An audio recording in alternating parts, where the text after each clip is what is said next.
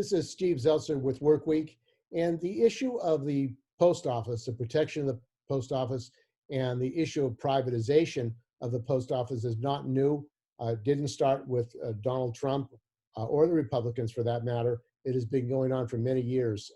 And one of the experts of part of the privatization of the post office is Peter Byrne, who has written a book previously called Going Postal about the connection of Richard Blum, who is the husband of Diane Feinstein, who's a U.S. Senator, is also a regent of the University of California, and whose firm was involved in selling off post offices, including the post office that was bought by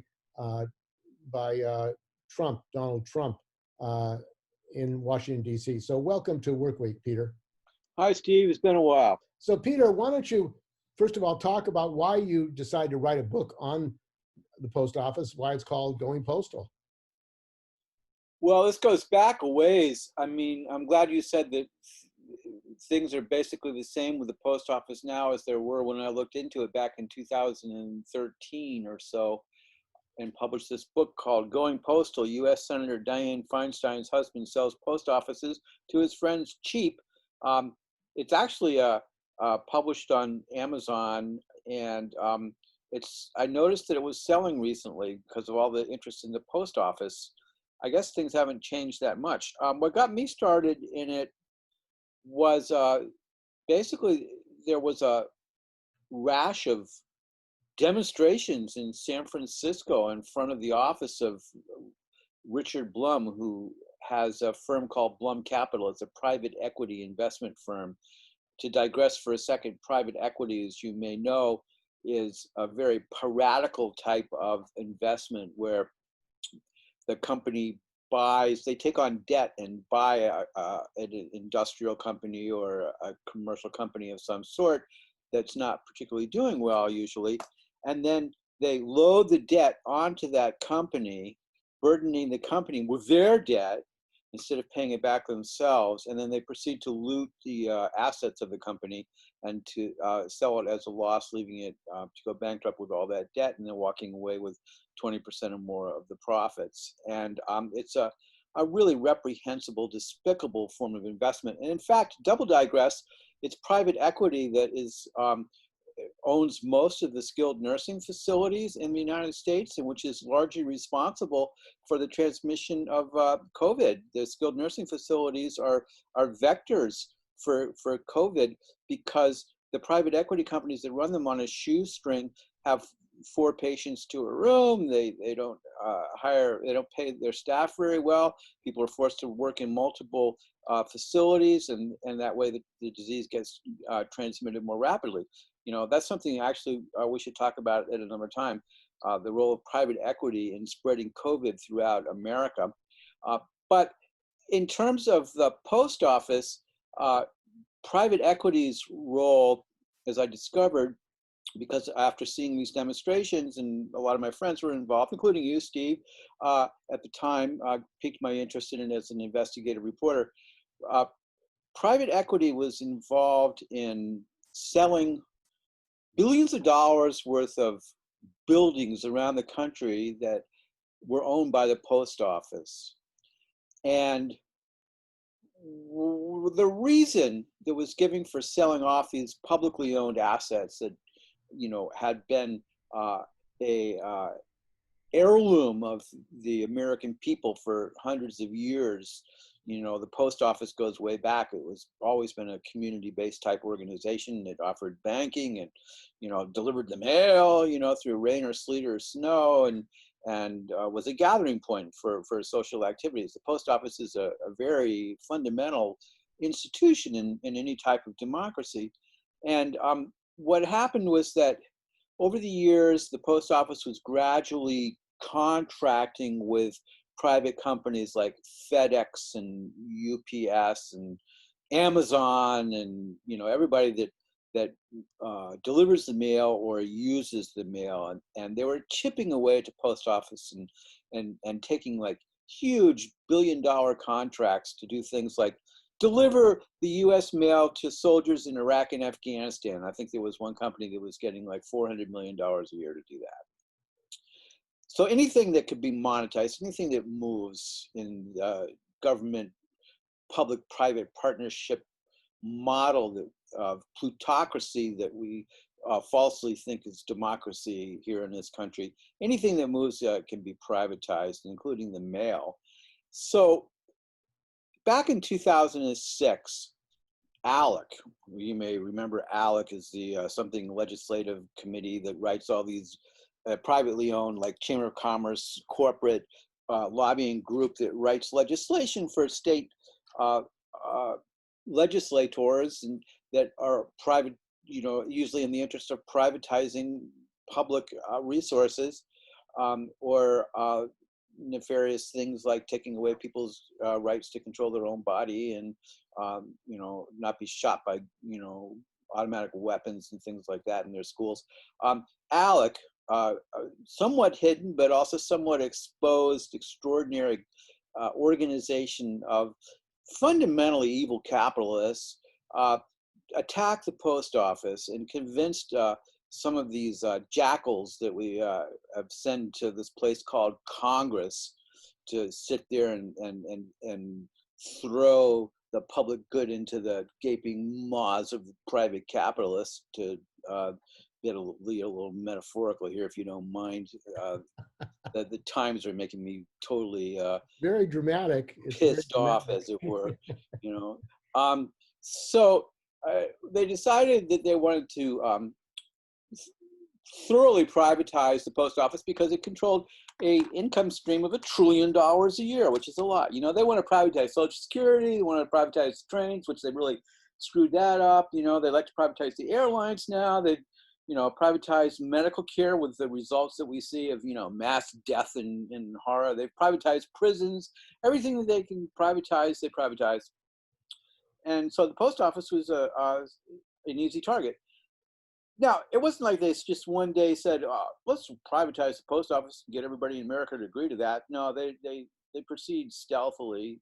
Most of these people are, I'm no big fan of either the Democrats or the Republicans, but I have to say, especially in these times, that those who call themselves Republicans are damaged human beings and generally at the mercy of cynical corporate operatives who don't give a darn about the welfare of humanity or life on in the universe or anything but the bottom line in their own little sweaty pockets.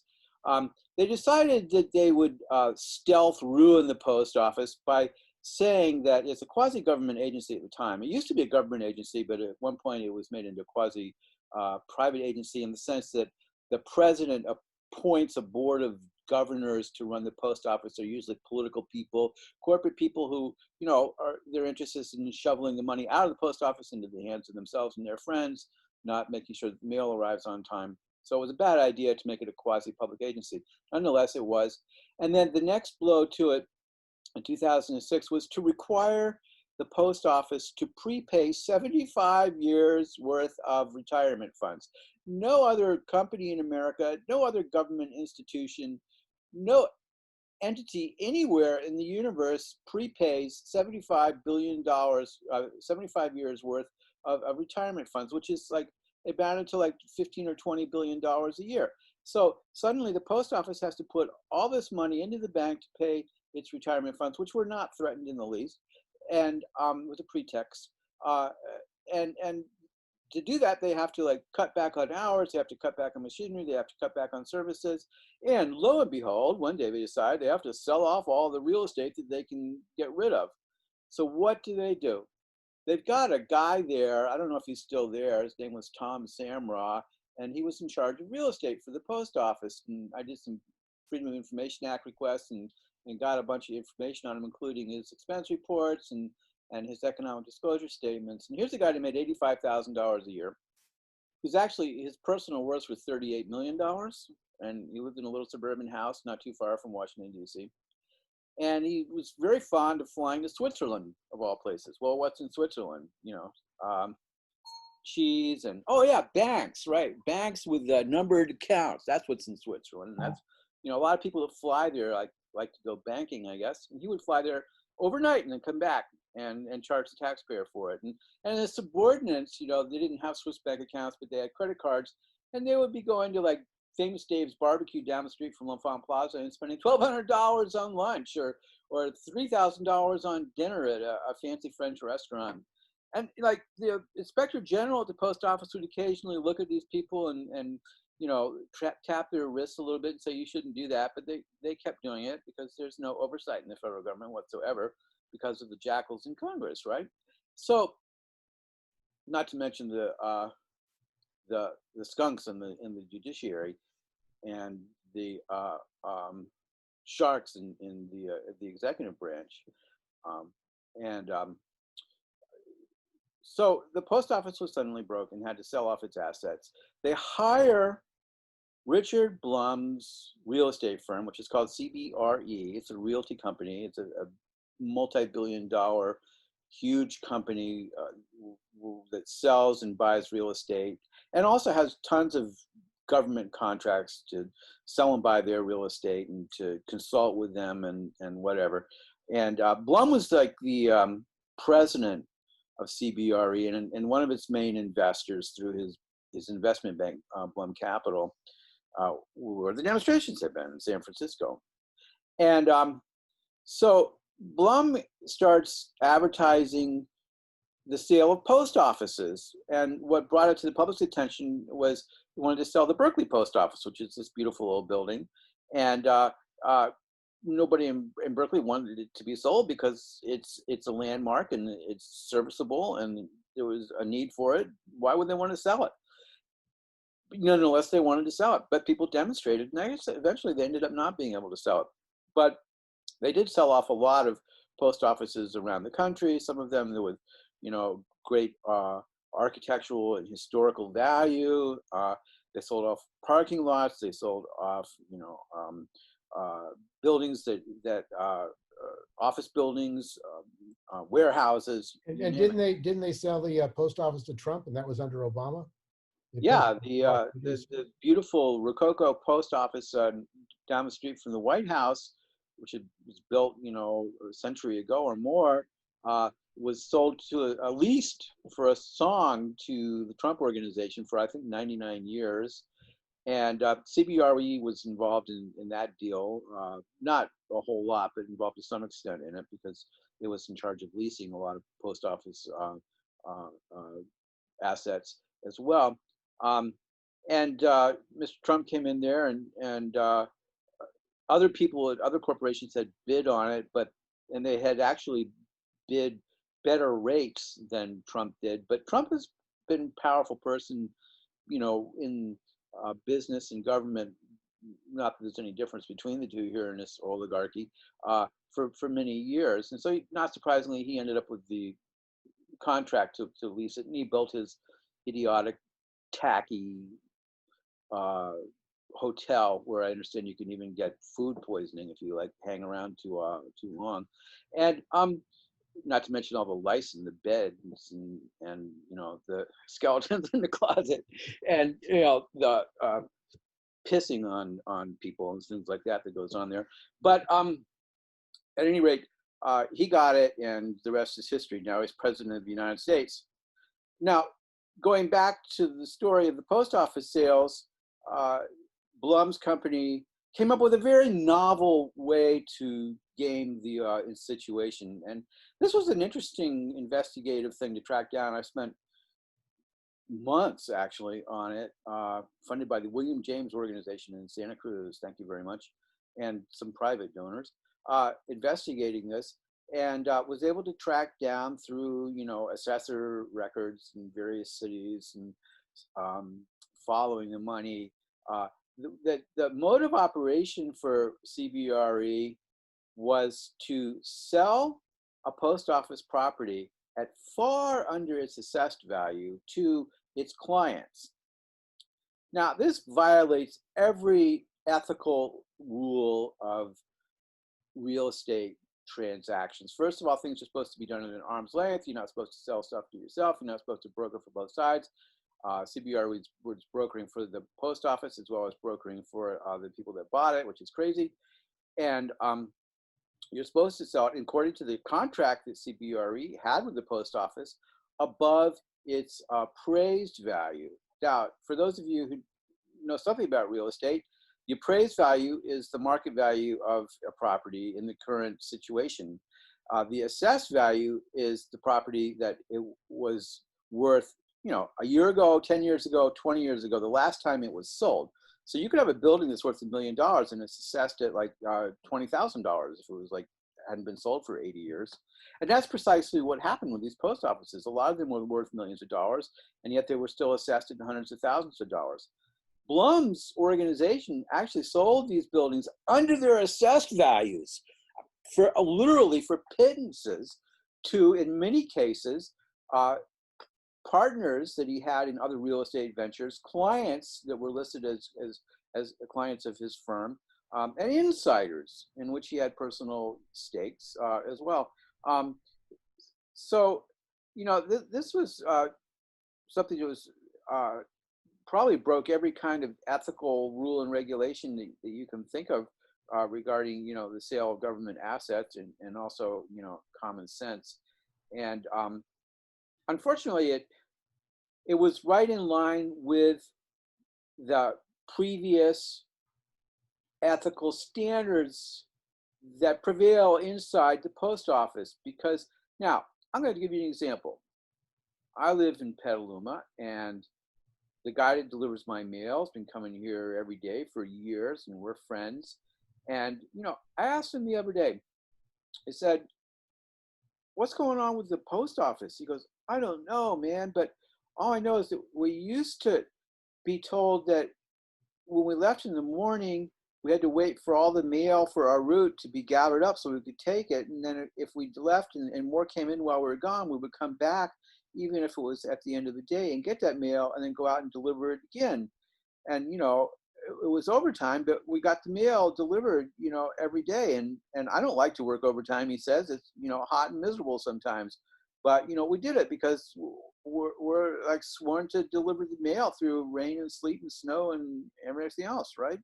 And he goes, but now we've been told we can't do that. And, you know, it's crushing. You know, we're all kind of depressed about it because, you know, it's hard enough working in the post office under the current situations with all the defunding going on. But now we're like being told that we can't even do the job that we you know, have grown to love to do because, you know, we serve the people. And the fact of the matter is that once again, using the shibboleth of the post office is going broke because they have to repay, still keep paying forward the 75 years worth of retirement benefits, and the shibboleth that they're not making enough money because of the internet, which we'll get to in a second. Using that same model that was used back in 2012, 2013 to loot the post office real estate, you know, now it's gone nuclear, and that's the excuse for completely destroying through executive fiat approved by the jackals in the Congress, completely liquidating this valuable institution fundamental to democracy, especially now that people need to vote by mail. So, you know, that the head snake in the White House, of course, realizes this, which is why they're going full court press to destroy the post office before November 2nd, so that the mail can't be delivered. And, you know, the people in Congress, Pelosi and Feinstein and the rest of them, with the exception of my personal hero, AOC, who I exempt from the category of jackal, you know, I happen to think she's cool, and a few others. These people like are now crying foul. But it's not like this thing started with the Orange Man. This has been going on for a long time. It started under George Bush II and was put on steroids during Obama. And so it's not like suddenly the post office is under attack. It's been under attack for 15 years now. And this is, you know, according to some people's plans, this was supposed to be the end game. You know, I don't think they're going to win for various reasons, but the attempt is ongoing. And so what we have here is a phenomena that has been allowed to get to the critical state that it is now in because people have tolerated the decades of corruption that infected the post office from the top down. This is not bottom up. The workers, tend to be very dedicated people, like my friend the postman who comes here, and many others. They're unionized. They're one of the last unions in the United States.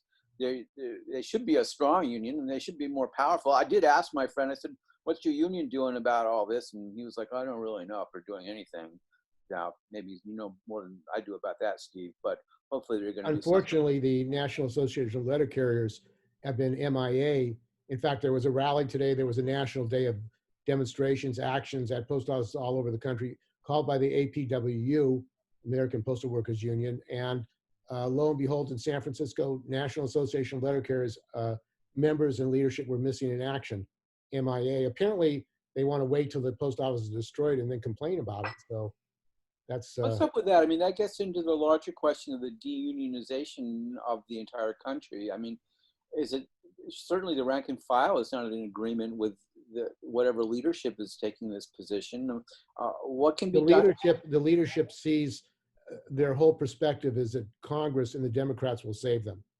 Write to their senator, email their senator, and it's an capitalist electoral strategy, basically. They don't want to mobilize their membership and politically educate their members. Because then the members might see that they're kind of worthless bureaucrats and get rid of them? You could say that. You could say that. Yeah. So the union leaders are afraid of the union. Great. What a thing that's come to pass.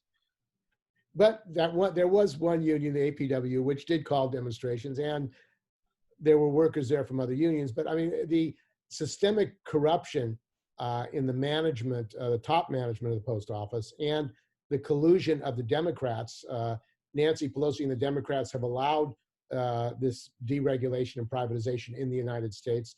It seems like in the case of California, where you have Diane Feinstein, the senator, involved through her husband in the privatization of the U.S. Post Office, that never has become a political issue. In fact, I don't think any Democratic politicians ever said we need to have hearings on the privatization of the post office. And the role of Diane Feinstein's husband, Richard Blum, who is also on the Regents of the University of California, was involved in manipulating the pension money to divert it towards his own firm. So it seems like these capitalist politicians really are themselves intertwined in the privatization of the post office and other public agencies. You may recall back in 2009, I'm the one that exposed Blum's diversion of the University of California pension funds into his own firms to the tune of $1 billion.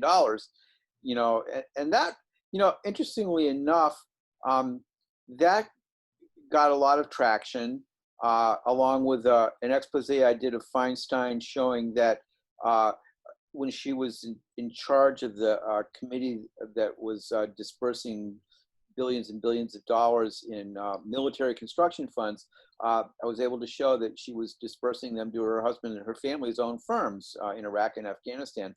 Now, that was back in like 2007. And oddly enough, that thing went viral in the right-wing blogosphere. I was getting calls from like little centipedes like Sean Hannity and Rush Limbaugh and the rest of those I was going to say subhuman, but that sounds too much like them. I'll just say that they're people with absolutely no enlightened view of humanity and only some kind of cynical shark-like eating mechanism in play. They were inviting me in their programs because they smelled blood, of Feinstein. And I told them all unilaterally that I wouldn't do their programs because they were homophobic, racist pigs, and I didn't associate people like that. But I did do a lot of programs like with you and Project Censored and other people who are reasonable.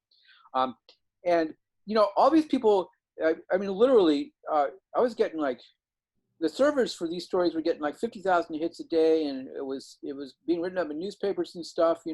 Feinstein's husband is getting money from her committee to do war profiteering in Iraq and Afghanistan. And the right wing got upset about that, just like they were, get upset about all sorts of stupid things like Clinton's emails and what all. But did they get upset about the post office? No. Did they get upset about Blum looting the treasury of the University of California? No. I mean, these people are pick and choose their battles because they're all the same. I mean, you've got these Democrats and the Republicans. I guess they have, the Republicans have definitely evolved. This is interesting to me, actually. They've evolved into this really actual fascist organization, and we see this interesting phenomena the past week or so of all these former Republicans or people that call themselves Republicans flocking to Biden, right? Flocking to the Democrats. So, personally, I think the Clintons ought to be sent into solitary confinement forever for having moved the Democratic Party so far to the right back in the 90s while they were imprisoning Black people and taking away social welfare rights and ruining, millions of lives of people and enriching themselves because they're also jackals. Suddenly we have this situation where Biden and my friend Kamala Harris, who we can talk about in a minute if you want, are opening the arms of the Democratic Party to people like John Negroponte, the butcher of Iraq and of Panama. They're opening the arms of the Democratic Party to some of the most reprehensible creatures that ever walked the face of the earth because they think that these people are like not as bad as Trump. Now, Trump's pretty bad, but is this really the direction to go in? I don't think so. Now, Kamala Harris is somebody that I wrote a profile on her back in 2003 when she was running for district attorney of San Francisco. Followed her around for like a week. We got, talked about everything, and I wrote this profile, put her on the cover of the SF Weekly, which I was a staff writer at the time, and she won. And at her little victory party that night, I was told by her campaign manager that I could have a free homicide in San Francisco now whenever I wanted. Of course, he was kidding. At least I never took him up on it. But I was told by Kamala herself that, basically it was due to that article that she won. So I have inadvertently created the next president of the United States, to my horror, because she is like Biden, and she is going to do all this neoliberal, feel-good Democratic Party, see no evil, drone them and evict them and take away their health care. They're going to continue on this neoliberal Clintonian, now Negropontian path and claim that they're to the left of Trump, who's claiming that they're communist, radical, BLM, anarchist destroyers, right? It's over the top. I think the guy's gonna, I actually believe that the American people are better than putting him back in office. We'll see. Maybe we're not, but. Well, Kamala Harris, when she became district attorney, she was put in large part because of her relationship with Willie Brown, who she was a girlfriend of, and then she received money from him through government funds and other things like that. But she became district attorney, and one of the projects of Willie Brown was the development of the Hunters Point shipyard in Treasure Island, which were radioactive contaminated dump sites, and that they wanted to build housing there, condos, which they could make a lot of money on. And when she became district attorney, she set up an environmental justice unit at the district attorney's office, but apparently they never investigated the fact that whistleblowers who were involved in the inspection, remediation, testing at Hunters Point shipyard were being fired because they said that there was falsification of the testing at the Hunters Point shipyard. Are you surprised by that? Well, I actually got to know her pretty well then, and then I did another article on her a few years, 2016, I think, for a weird magazine called American Consequences, but I'll get to that in a second. But I don't actually think it was that she won district attorney because of Willie Brown necessarily. She won because Terrence Hallinan was doing a really bad job, you know, and he was like stoned all the time, and the other guy that was running was very unattractive as well. So she kind of squeezed by in a 3-person race. But my bottom line on her is I do not think that she's personally corrupt in the sense that, you know, like Willie Brown or Gavin Newsom, you know, that use the government offices to personally enrich themselves, which is a whole nother story. But I think that she will do anything for power. You know, she's kind of the liberal version of, you know, the kind of narcissist that is not as malign as Trump, but she's very smart. I think actually her heart is good, but I think her brain takes her somewhere else because she wants power, and she's conflicted between a kind of natural empathy for people and the desire to wield power over people, which, like so many liberals, she conflates her desire for power with the necessity of promoting the human good, as if, you know, you can be in power in this plutocracy and promote the human good. You can't. It's a contradiction. They're mutually exclusive. They don't go together. But yet people fool themselves. They think, well, I'll work within the system and then I'll change it. Well, Kamala has changed nothing. In fact, what we've seen her do is utilize the power of Silicon Valley and weird groups like Indivisible, which is supported by Google, by the way, to create this version of herself, of this civil rights baby born in the struggle for, you know, Selma and all that, who's going to uphold the liberation of people of color. And the fact of the matter is that the people that put Kamala into office as district attorney really were the Pacific Heights socialites in San Francisco that funded her.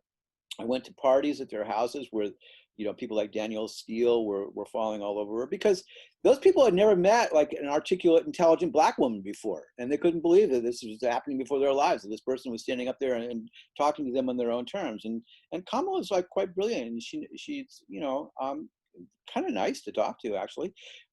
And she understood what these people wanted, and she was willing to give it to them, which is the illusion of a liberal, let's help the masses kind of political stance, with the reality of the opposite. You know, let's just keep doing what we were doing to them, maybe not just as bad. And so, you know, she became district attorney, and like you said, she didn't follow through on any kind of white collar crime investigation. She didn't investigate Lennar and its the horrible things it was doing in Hunters Point, allowing places to be built on top of you know, nuclear waste, or what Lennar was doing on Treasure Island in cahoots with Darius Anderson and Ron Burkle, which is a similar kind of toxic situation. And those guys are trying to monetize, you know, these toxic waste dumps and build affordable housing on them and stuff like that. So, you know, one could go on and on and on, because, you know, investigating corruption in the plutocracy of the modern day is just as easy as, you know, fishing minnows out of a tank full of minnows. You know, I mean, almost everything you look at under the surface in the plutocracy is fetid and rotten. You know, normal people do not want or act in ways that are so disregarding and criminal and thieving and non-empathetic. Normal people don't do that. Most people don't do that. But people at the top are at the top because they do that. And, you know, say what you want about Biden and Kamala Harris, but, you know, and I hope they win, because I can't tolerate any more of this waking up every day and opening up the paper and the guy's still alive. You know, say what you will about them, but, you know, they're swinging far to the right now. You can just see it. And if you thought Obama was going to the right, you've seen nothing yet. And, you know, the genius of Trump is that he picks up a little piece of truth and and adds, 90% of lies to it, but there's still some truth in it. And it wasn't okay for Hunter Biden to go into the Ukraine and take money from people and do all those things. That was bad. It shouldn't be tolerated. It wasn't okay for Kamala Harris to claim that she was the savior of young girls that were being prostituted and sex slave traded by Backpage. And then when she became senator, being like the last senator to sign on a bill to prohibit that sort of thing from happening, because she married, when she was in her late 40s, right before she ran for senator, she married for the first time a man who is one of the most powerful lawyers in Silicon Valley. And, so now she gets to promote herself as having children who call her Mama-la, who were like grown when she married their father, and being the son and daughter of these civil rights activists. Now, I did meet her mother, who passed away. She was a scientist and endocrinologist at UC Berkeley, and she was a very powerful person. I never met her dad, but her dad is a well-known economist at Stanford, and they're very, very estranged. But her dad is actually known to be a Marxist economist, and critical of the system. If Kamala had taken that path, she wouldn't be, on the path to the vice presidency and, likely to the presidency. She's very clever. She completely calibrated and calculated every step of the way, including the fact that she did that profile with me because she did it because she didn't have any name recognition, and she was going to get stomped, and the profile gave her all this name recognition. So you helped her get elected then. That's what you're I know. I taking expect to be responsibility offered. for now? I want to be Secretary of War, and my first action will be to eliminate the war budget, but I will accept Secretary of Justice, and my first action will be to open the prisons and then to arrest all past and present presidents of the United States. Or I will take the head of Homeland Security, in which case my first action will be to open the gates to anybody that wants to come to the United States and participate in our suddenly socialized medical system, because I'm also the Secretary of Health and Welfare. Thank you, Kamala. I know that you will recognize that it is I, pretty much, who am solely responsible for your ascendancy, and I hope that you won't forget who made you. So this corruption, the systemic corruption in both the Democrats and Republicans, it seems to continue. It has escalated. As you say, the corruption is really pretty brazen now. Kamala Harris was also involved in refusing to prosecute Wells Fargo when they set up 900,000 fake bank accounts in California. She refused to prosecute Mnuchin, the Treasury Secretary, who was stealing homes illegally in California. Kevin Cooper, she refused to call for DNA investigation of Kevin Cooper, the prisoner, which was done by Gavin Newsom. Yet she proclaims she's a civil rights activist. It seems like the facts do not bear that out. Is that what you're saying? I'll give you an anecdote from the 2003 profile I did. One of the things that we did on our little election spin around San Francisco was she went to Sunnyvale, which is one of the most largest and most violently impacted housing projects in the city. And she was invited there by a couple of local activists in public housing. And so she arrived in her BMW, her black BMW, and her pearls, because she always wears those pearls, and her black, dress and her high heels, and went in to address a meeting of, I don't know, probably 20, mostly young men, some women, who were involved in trying to get jobs into the Bayview, Hunters Point area for themselves and the community from City Hall through various kinds of construction contracts and things like that. And she never really, she didn't hang out in housing projects. She hung out in Pacific Heights, right? But yeah, she was game, and she went there. And one of the first things that she suggested, because there were guys were going to have a demonstration, they were planning to have a demonstration to get some jobs. She said, well, you know, the first thing you should do is to get in contact with police chief, whoever it was at the time, and tell them what you're going to do, and that'll smooth things over. And the room was totally silent. And one young man, you know, looked at her and he goes, excuse me, Miss Harris, we are not a police positive community. She didn't get it. She didn't get it. She just mumbled a few more platitudes and then went off to the next meeting, you know, in a white neighborhood somewhere, you know. I think she wanted to get it in her heart of hearts, but she didn't get it because, you know, she grew up as a very privileged person, you know, and she had money and education and was introduced into, you know, the social circles of the elite, you know, through Howard University and through Willie Brown and Pacific Heights and then, you know, Silicon Valley. You know, she hangs out with Mark Zuckerberg and, you know, Hollywood stars, and she's a celebrity. You know, she's a celebrity.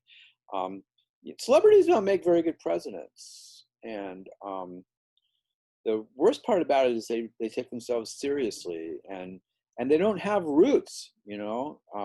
Once you're a celebrity, you don't have any roots anymore. And Kamala's roots were never in the Black community or the working community, you know. Which is not to say, as you know, that idiot Biden or somebody would say, "Well, she's not Black." Well, of course she's Black, and she's had her experiences with racism for sure, and it's going to have more because this country is profoundly racist, and Orange is going to try and use the power of the racism he's unleashed inside this, you know, plutocratic, disintegrating imperial monstrosity against her. And I think she's courageous. I think she will resist that. I think that, you know, she does have the ability to talk on her feet and inspire people, not anywhere near with the rhetorical power or the genuine humanity of AOC. You know, when AOC made that speech about the man who called her a fucking bitch, you know, that was, I think, the best political speech that I've heard, you know, outside of, you know, I mean, well, in the halls of power in America anyway, in a long time, you know. And so there's going to be an interesting comparison as we go along between the youth and AOC and what she represents, and as long as she keeps on that path, you know, which I believe she will. And the Kamala that we're going to be seeing, who gradually, chameleon-like, adopts herself, as Obama did, to the exigencies of keeping power and to keeping this base, and which people like John Negroponte will actually have a toehold, because all of these Republican creatures that are flocking now to the Biden-Harris ticket, they all want power. They all want to be appointed to, you know, the cabinet and to have a say in things, and Biden and Harris will do that, you know, because that's their people. The rich are their people. The plutocrats are their people. They're not people of the people. And, you know, how do we tie this into the post office? Well, if they actually cared about the people, the post office would never be in a position it's in, because they would have spoken out about it 20 years ago. And this systemic corruption in the Democratic Party and Republican Party, but particularly in the Democrats in San Francisco, where you have Nancy Pelosi, the head of the Democrats in Congress, you have Kamala Harris, you have you know, a Senator Newsom, who was involved in the corruption of Hunters Point Bayview. It seems PG&E Flack Newsom is what we call him. PG&E Flack. You have like in San Francisco, really the center of a lot of corrupt politicians who are nationally powerful in the Democratic Party. Is this corruption in San Francisco? You think that it's so flagrant and brazen that it could blow up in the Democratic Party? Well, Nancy Pelosi started out as just an ordinary middle-class person. Her dad was the mayor of Baltimore, so I guess they had a little, you know, wealth generated from that, you know, because politicians in Baltimore don't have the best reputation for refusing bribes and graft. But she wasn't super wealthy when she was first elected to Congress. I remember seeing her in the Bayview Hunters Point talking to people in the community there at a church back in the 90s. And she was, I couldn't stand her, man, because she was just pretentious and patronizing and didn't understand what was going on in the community at all. Interestingly enough, since she's been in Congress, she's become the wealthiest member of Congress. Now, how did that happen? It happened because her husband, Paul, is a realtor, an investment banker, and his ties to the Sacramento axis of realty and banking that makes the state run, which nobody wants to talk about very much, run by, you know, Angelo Sakopoulos and now his daughter, who's the lieutenant governor. I mean, these are people that funded Willie Brown and funded Gavin Newsom and funded Kamala Harris and, you know, and John Burton. You know, it's this money from developing the delta around Sacramento that has fundamentally created a lot of the politicians that are running the state today and who have taken the national stage, you know. So, you know, Pelosi, I've got a big file on you know, the conflicts of interest that she has around how does she get all this wealth. But as a journalist, you know, nobody wants to pay me to make it into a story. All the newspapers and magazines, like, you know, say Mother Jones, which is an arm of the Democratic Party, right? They're not interested in talking about where Nancy got her money from. And then I even pitched it to the reprobates a few years ago, before they became even worse, at Fox News, right? But they weren't interested in it because even the piggies at Fox News, they don't really want to take down the system. They're not interested in taking down Nancy Pelosi because she got a whole bunch of millions of dollars by doing all sorts of political favors for people, because that's how things are done around here. They want to take her down because she's a woman, right? Or she supports same-sex marriage or something like that. You know, they've all got their little brands or little flavors, but it's all about the green, you know, for both the Democrats and the Republicans. It's just a question of how they get it. Some people don't mind doing it through lynching. Others would rather do it through NAFTA. And do you think that the decline of U.S. capitalism, U.S. imperialism, 30 million people unemployed, you have basically a catastrophic situation with the climate change, with the pandemic, all these things combined, they don't really have a solution. What is their program? I mean, they're complaining now about the lack of a program from the Republicans. As if it matters, as if it matters what the program of the Republicans or Democrats is, since they get elected and do what they want. Oh, you know, at least Bernie had a program. Elizabeth Warren had like 10 programs, you know. I mean, I would have preferred any of those people over these narcissistic opportunists that, you know, we're now faced with having to vote for because we don't want to be like shot down in the streets by like the Proud Boys. But, you know, it's like they don't have a program. I mean, if they have any program at all, it's to go back to the Obama program, which was to go back to the Clinton program, which is like to just basically use the government to extract as much wealth as possible from people all over the world that own resources, you know, to steal resources by deploying the U.S. military to their countries and taking away their means of self-determination and subsistence, you know.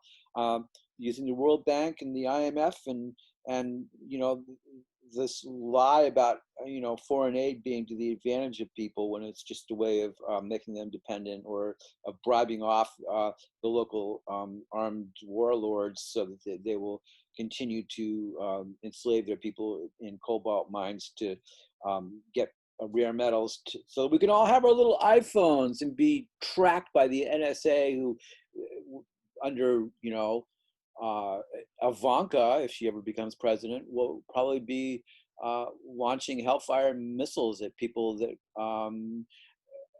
put on insults to the Trump family on Facebook. So if the Democrats are elected, you don't see any change then in what's happening within capitalism and imperialism. They're going to carry out the same program that previous Democratic presidents carried out. Well, that's interesting. You know, I mean, everybody was up in arms about Trump's policies and operations on immigration issues. But they weren't that much different than Obama's. They were just Obama, like a little bit on steroids, and with a lot of really nasty rhetoric attached to it. But Obama was doing a lot of the same things that Trump has been doing,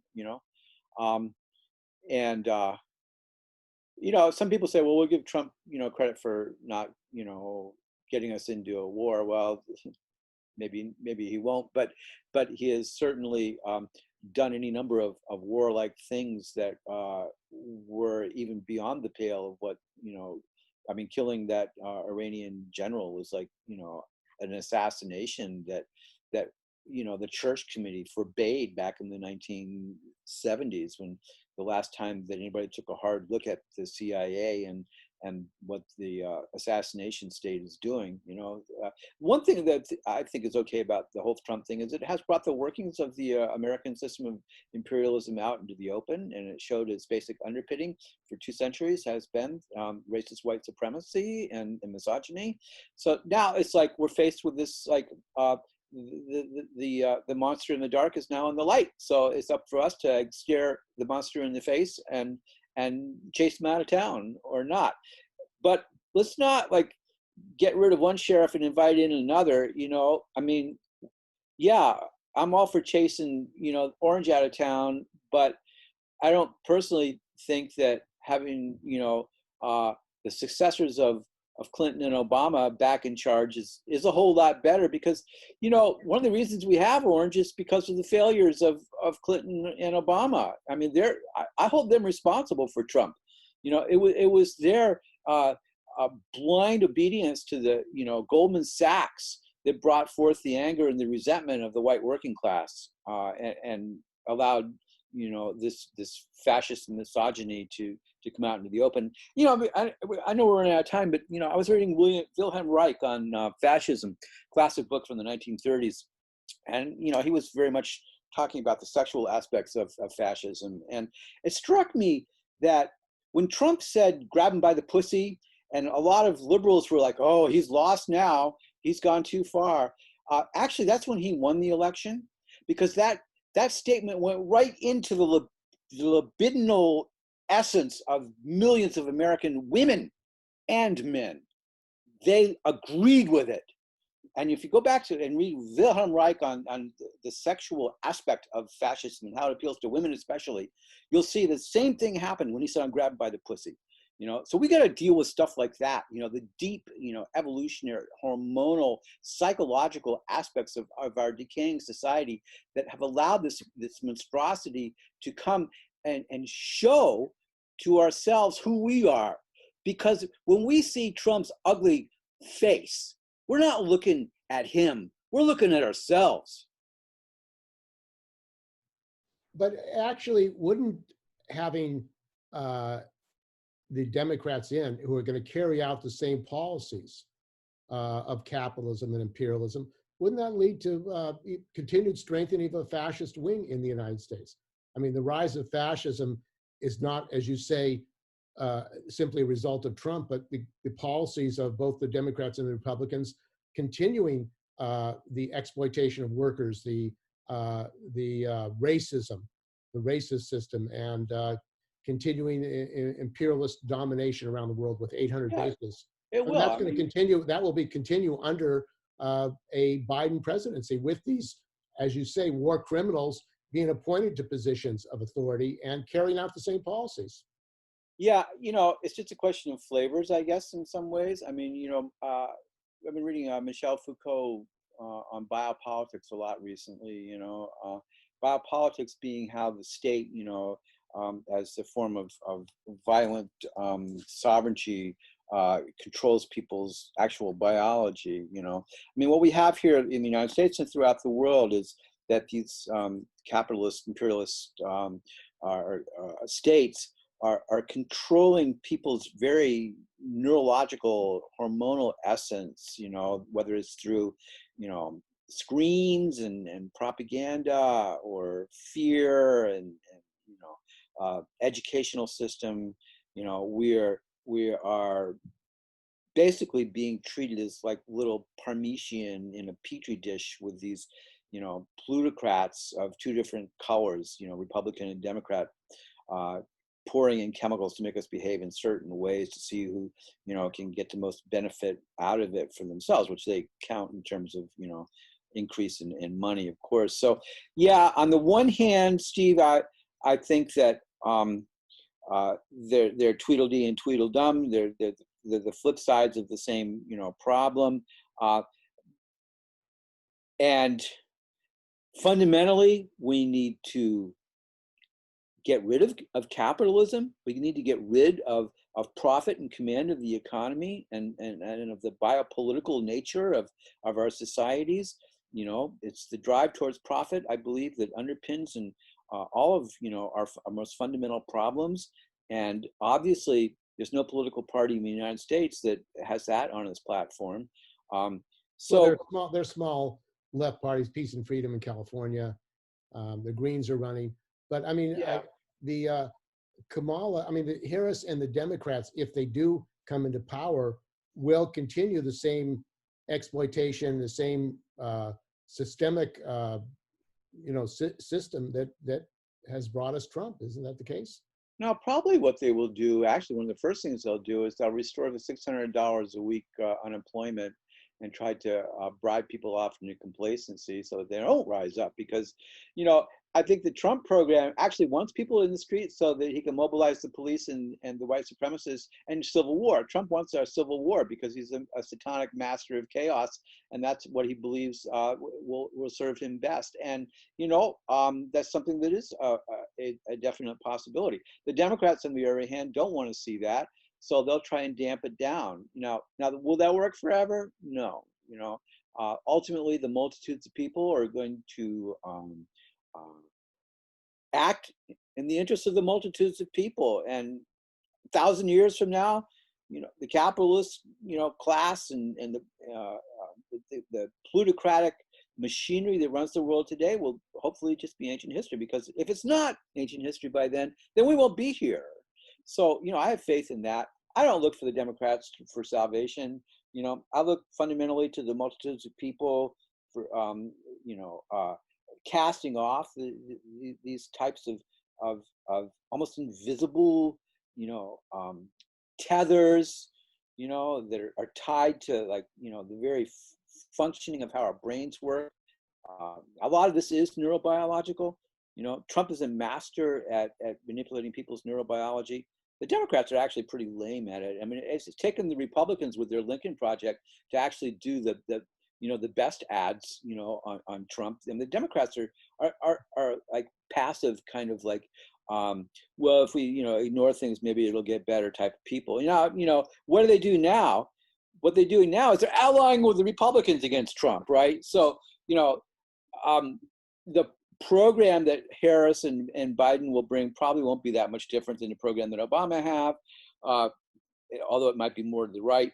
And it will lead to the same problems, and it will lead to another Trump, and so we're not done with that. We need to fundamentally be going in a completely opposite direction to this, and not envisioning our future as being determined by the Democrats or the Republicans. That's insane.